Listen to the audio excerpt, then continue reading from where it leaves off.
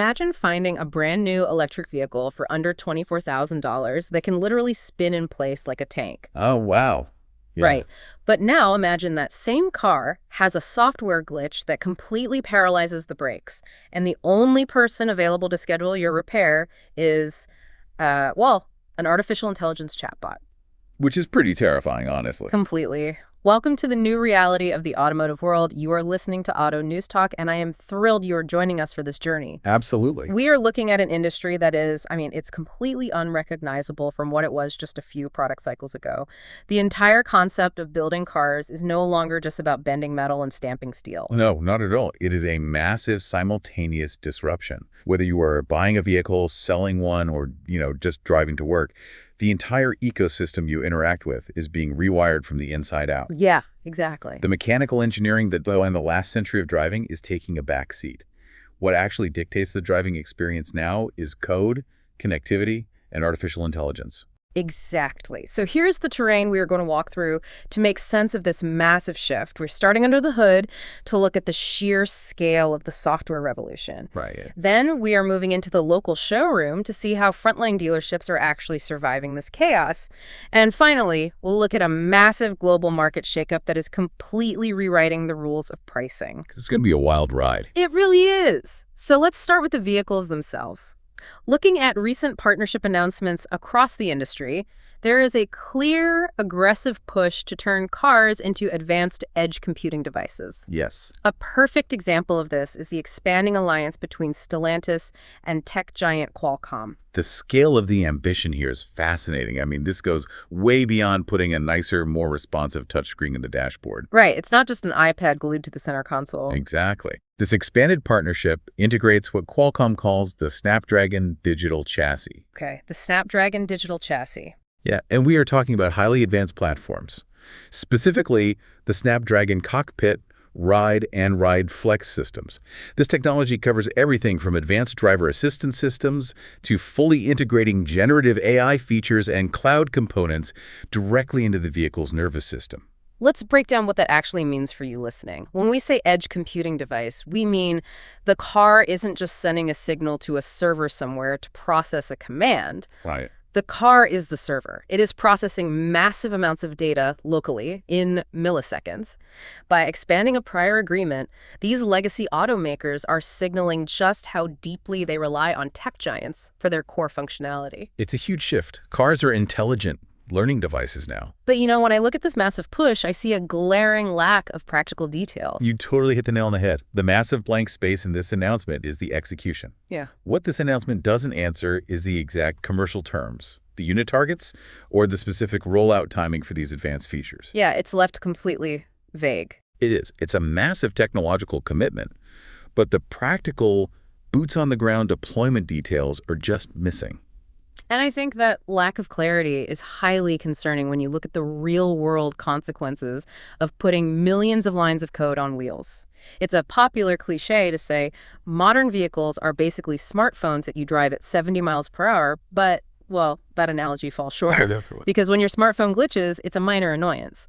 When a 2-ton vehicle glitches at highway speeds, it is a critical safety hazard. Which brings us to the flip side of this tech push. Right. An industry recall analysis from Recall Masters reveals exactly what happens when that software goes wrong. The numbers in their State of Recalls report are staggering. They tracked a steady era high of 447 recall campaigns mandated by the National Highway Traffic Safety Administration. Wow. 447. Yeah, mandated by NHTSA. And the leading driver of all these defects? Software. We are looking at 119 separate campaigns affecting over 8 million vehicles purely for software issues. Wait, so if airbag recalls and traditional mechanical issues are actually declining, which the report notes, are we basically solving 20th century mechanical problems just to replace them with 21st century IT problems? That is exactly what is happening. And the reason the scale is so massive comes down to how these cars are built now. Modern vehicles use shared software architectures. Okay, so one system powers everything. Right. This means a single coding error doesn't just affect one specific model, it cascades. A flaw in the code for a braking module might be shared across SUVs, sedans, and trucks, triggering a massive blast radius across the manufacturer's entire lineup. I mean, think of these shared software architectures, like the plumbing in a massive apartment building. That's a good way to look at it. If you upgrade the water pressure for the penthouses, representing a new flashy infotainment feature, without testing the old pipes on the bottom floors, the whole system bursts. Yep. That is what is happening across entire vehicle fleets. It's the double-edged sword of constant connectivity.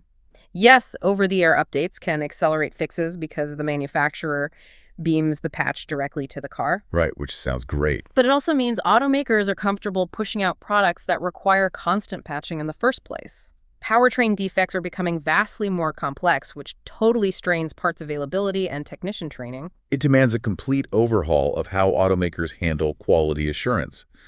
But there is a silver lining in the data for the retail side. Oh, really? What's that? First-year repair completion rates for these recalls hit a steady high of 50.3%.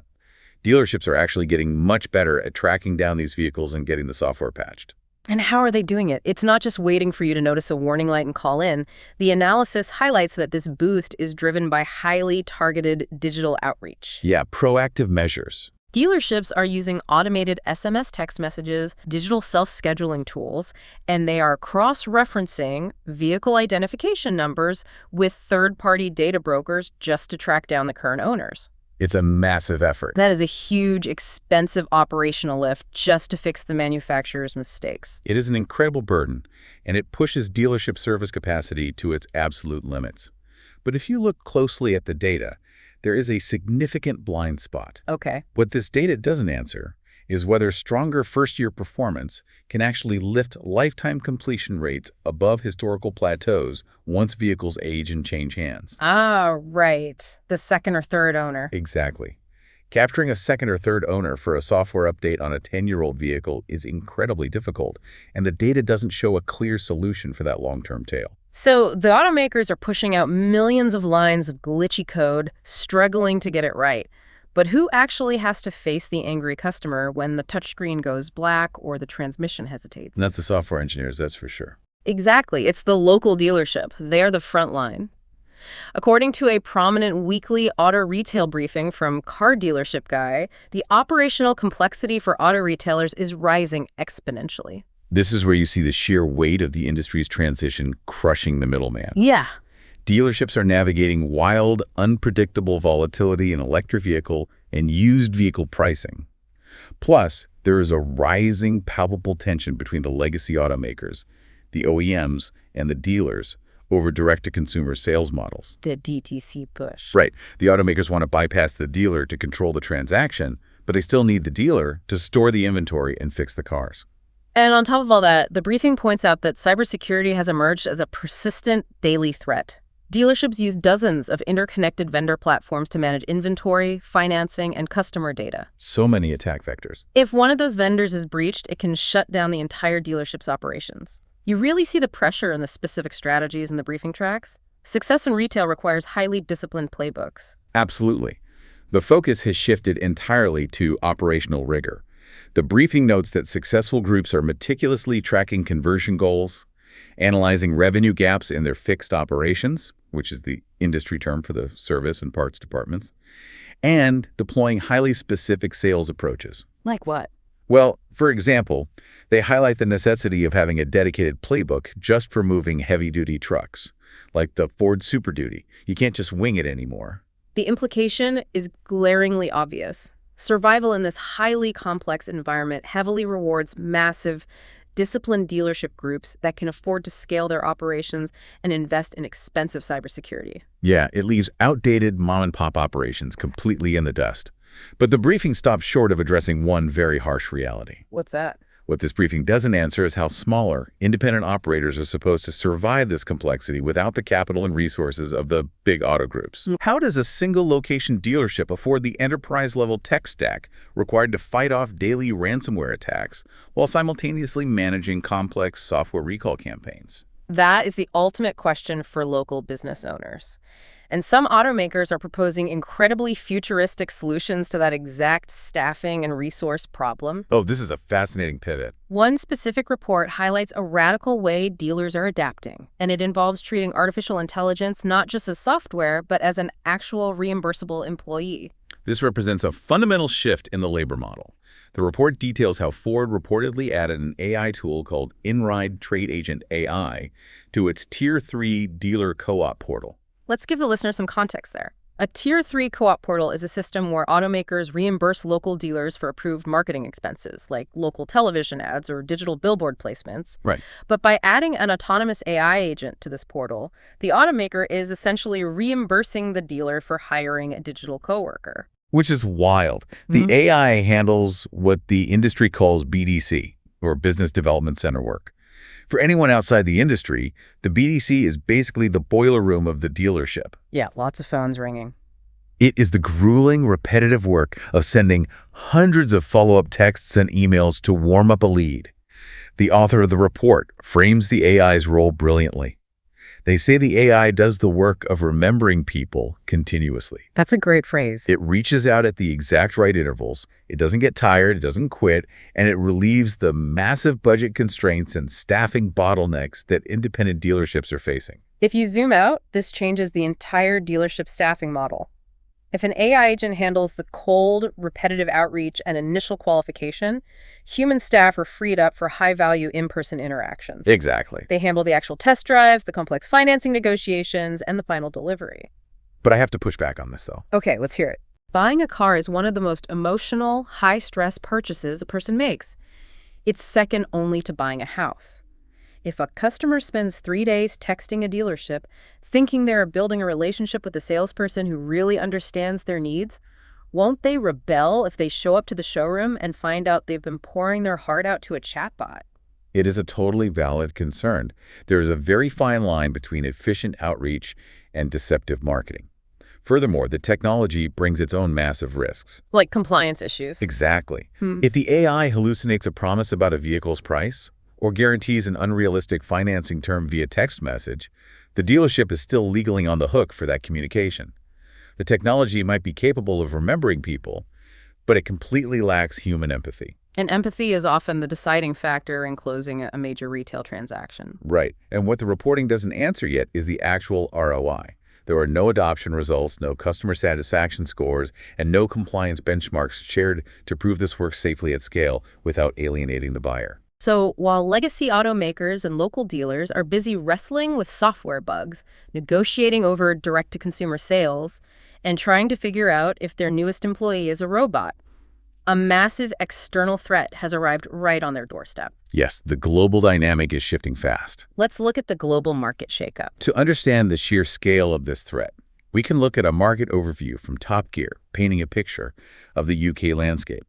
It serves as a highly accurate crystal ball for what all Western markets are about to experience. Definitely. Chinese automakers are rapidly accelerating their expansion. They aren't just testing the waters, they are flooding the zone. Flooding is almost an understatement. The Top Gear overview counts an astonishing 33 brands either selling or launching in the UK. 33 new brands. 33. They're targeting absolutely every single demographic and segment, from budget commuters to ultra-premium luxury vehicles. And they are competing aggressively on press, technology, and standard equipment. The strategy is brilliant, and it is multi-layered. Some of these massive groups, like BYD and Geely, aren't just exporting vehicles on boats. They're exploring European production facilities. Let's explain why that matters so much. By assembling the cars in European facilities, brands like BYD don't just avoid hefty import taxes and tariffs. Right. They instantly bypass the brutal logistics bottleneck of shipping cars across the ocean on massive cargo ships. It allows them to undercut European brands on their own home turf by thousands of pounds. Exactly. And on top of localizing production, they're creating sub-brands tailored specifically to European export tastes. They aren't just taking cars designed for Beijing and selling them in London. They are engineering cars specifically for the Western consumers' driving habits. The spectrum of vehicles they're offering is mind-blowing. On one end, you have the Leapmotor T03 City EV listed at just under £16,000. Wow. And the BYD Dolphin Surf coming in under £19,000. That is a completely unheard of price point for a new electric vehicle in Western markets. It really is. But then, on the exact opposite end of the spectrum, You have ultra-high-end brands like Yangwang showing off luxury SUVs capable of tank turns, using independent motors to literally spin the vehicle in place. It's an absolute flex of engineering muscle. The implication for legacy automakers is severe. Massive disruption is inevitable as consumers gain access to high-tech, aggressively priced alternatives. Brands like Chery are climbing so fast they are reportedly already outselling established legacy names like Dacia and Honda in the UK. But I have to bring up the trust factor again. Sure, a 19,000-pound EV sounds great on a billboard, but given the complexities and software issues we just spent the first half of the show talking about, are buyers really going to hand over their cash to a brand they have never heard of? That's the million-dollar question. If that cheap EV has a software glitch that bricks the battery management system and there is no established service center within 100 miles, that bargain suddenly looks like a massive financial liability. The underlying vulnerability that this market overview misses is exactly that. What this market snapshot doesn't answer is whether these new entrants can sustain this growth. Right. The long game. Exactly. Do they have the physical dealer networks, the mature parts supply chains, and the extensive after-sales support to actually keep these highly complex cars on the road for a decade? Selling the car is the easy part. Servicing it for 10 years is where automotive empires are built or broken. Which brings us full circle perfectly. The trust factor is intimately tied to the dealer network and the software reliability. Let's synthesize everything we have explored. They do. When we pull back and look at the entire landscape across these distinct sources, 3 undeniable themes emerge for you, the listener. First, software is the new battleground. We see this clearly supported by Stellantis and Qualcomm pushing to turn the vehicle chassis into an AI-powered edge computer. Yep. And it is heavily reinforced by the Recall Masters data showing that software is the absolute #1 driver of vehicle defects. The quality of the stamped metal doesn't matter if the underlying code is broken. Exactly. The second theme, artificial intelligence, is fundamentally reshaping human labor. The Ford Co-op report, treating an AI agent as a reimbursable dealership coworker, shows that automation isn't just swinging robotic arms in the factory anymore. No, it's not. It is actively working the sales desk and managing customer relationships. And the third theme is unprecedented market disruption. Between the severe operational pressures and pricing volatility tracked by the dealership guy briefing, and the massive flood of 33 Chinese brands pouring into the UK market, highlighted by Top Gear, legacy players are fighting a brutal war on multiple fronts. But within those themes, there are 2 really glaring contradictions that the industry has to reconcile. Oh, definitely. The first contradiction is the technology gap.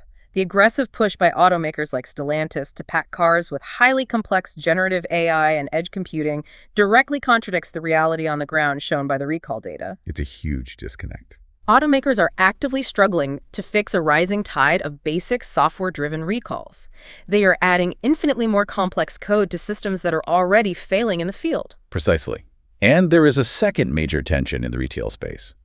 As noted in the dealership guy briefing, legacy automakers are constantly clashing with their own dealers, trying to seize more control over the transaction through direct-to-consumer models. Right. Yet simultaneously, they are relying heavily on those exact same local dealers to deploy new AI sales tools, like the Ford AI, and manage massive, complex recall repair campaigns. You cannot actively try to bypass the dealer while also demanding they fix all your software bugs and handle your customer retention. So what does this all mean for you? Here is the practical takeaway.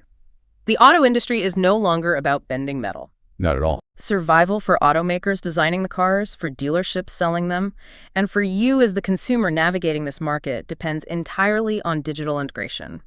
Whether that means stabilizing the code in the dashboard, learning to trust an AI in the showroom, or out-innovating incredibly agile overseas competitors, the vehicles of tomorrow are entirely digital products. As vehicles become rolling, edge computing devices sold by artificial intelligence and manufactured by entirely new global players rewriting the pricing rulebook, it raises a profound thought to leave you with. Okay, what is it?